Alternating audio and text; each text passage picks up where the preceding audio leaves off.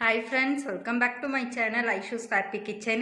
இன்றைக்கி என்ன வீடியோ பார்க்க போகிறோம் அப்படின்னா, ஒரு ரெசிபி வீடியோ தான். என்ன ரெசிபின்னு பார்த்தீங்கன்னா, ட்ரெடிஷ்னலான ஒரு ரெசிபி தான். என்னன்னு பார்த்தீங்கன்னா, கேழ்வரகு ரொட்டி தான். வாங்க எப்படி பண்ணலான்னு பார்க்கலாம். அதுக்கு தேவையான பொருட்கள் என்னென்னா, நான் கேழ்வரகு மாவு 2 மான்படி எடுத்திருக்கேன். அதோட கொஞ்சோண்டு வெங்காயம் கட் பண்ணி வச்சுருக்கேன். என்கிட்ட பச்சை மிளகாய் இல்லை, ஸோ வத்தல், கொஞ்சோண்டு கொத்தமல்லி இலை. இதில் எப்படி பண்ணலான்னு பார்க்கலாம். இதில் இப்போ கொஞ்சோண்டு லைட்டாக ஜீனி போட்டுக்கலாம், அது கொஞ்சம் டேஸ்ட் நல்லாயிருக்கும். இதோட கொஞ்சோண்டு சோடா உப்பு ஆட் பண்ணிக்கலாம். சோடா உப்பு கொஞ்சோண்டு ஆட் பண்ணியாச்சு. இப்போ நம்ம கட் பண்ணி வச்சுருக்க வெங்காயம் அப்புறம் வத்தல் சேர்த்துக்கலாம். நம்ம கட் பண்ணி வச்சுருக்க வத்தல், வெங்காயம், கொத்தமல்லி எல்லாம் சேர்த்தாச்சு. இப்போ இதோட கொஞ்சோண்டு எண்ணெய் ஆட் பண்ணிக்கலாம். ஆட் பண்ணிவிட்டு எல்லாத்தையும் சேர்த்து ஒரு தடவை மிக்ஸ் பண்ணிக்கலாம்.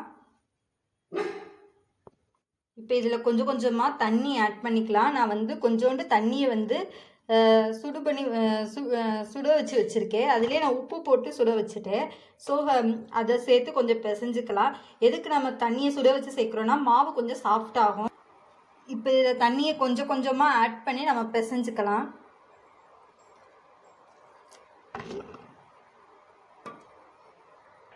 இப்போ நான் நல்லா மாவை பிசைஞ்சாச்சு. இது ஒரு 10 நிமிஷம் ஊறட்டும். ஊறினதுக்கப்புறம் நம்ம ரொட்டியாக தட்டிக்கலாம். 10 நிமிஷம் கழித்து பார்க்கலாம்.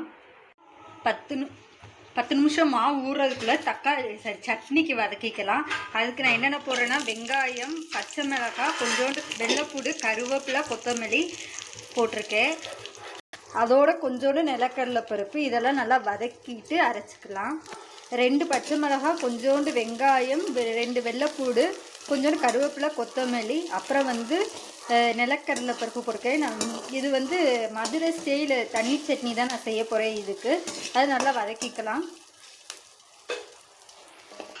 இப்போ நல்லா வதக்கியாச்சு. அதை மிக்சி ஜாருக்கு போட்டுட்டு மாற்றியாச்சு. இப்போ அதில் ஒரு கைப்பிடி நிறையா பொட்டுக்கடலை சேர்த்துருக்கேன். இதை நல்லா ஃபைன் பேஸ்ட்டாக அரைச்சிக்கலாம். இப்போ நம்ம சட்னி ரெடி. சட்னியை இப்போ தாளிச்சிடலாம்.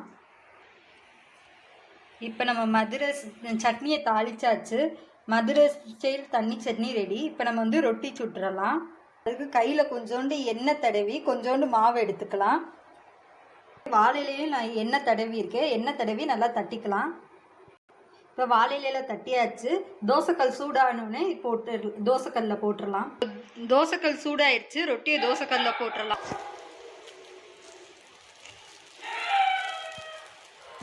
இப்போ இதில் கொஞ்சம் எண்ணெய் அப்ளை பண்ணிக்கலாம். இப்போ நான் திருப்பி போட்டுட்டேன். இந்த சைடு லைட்டாக எண்ணெய் அப்ளை பண்ணிக்கலாம். இப்போ இந்த சைடு எண்ணெய் அப்ளை பண்ணியாச்சு. நல்லா வேகட்டும். 2 சைடும் வெந்ததுக்கப்புறம் எடுத்துக்கலாம். நம்ம எண்ணெய் தடவி மட்டும்தான் பண்ணணும் இல்லை, லைட்டாக தண்ணியில் கையை நனைச்சிட்டு கூட பண்ணலாம். இப்போ கையை நான் தண்ணியில் நனைச்சிருக்கேன். நனைச்சிட்டு ஒரு பெரிய உருண்டை எடுத்து தட்டிக்கிறேன்.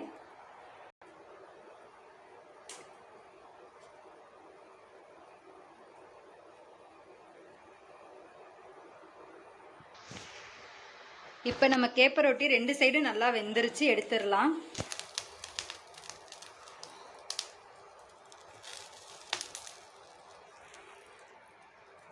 இப்போ நம்ம 2வது ரொட்டியும் போட்டாச்சு.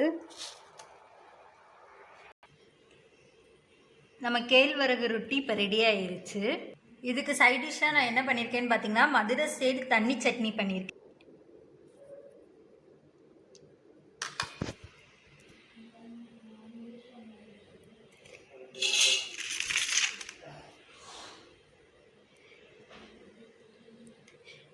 இந்த கேழ்வரகு ரொட்டிக்கும் மதுரை ஸ்டைல் தண்ணி சட்னிக்கும் காம்பினேஷன் சூப்பராக கேழ்வரகு ரொட்டிக்கும் மதுரை ஸ்டைல் தண்ணி சட்னிக்கும் காம்பினேஷன் சூப்பராக இருக்கும். நீங்களும் வீட்டில் ட்ரை பண்ணி பார்த்துட்டு எப்படி இருக்குன்னு கமெண்ட் பாக்ஸில் கமெண்ட் பண்ணுங்கள்.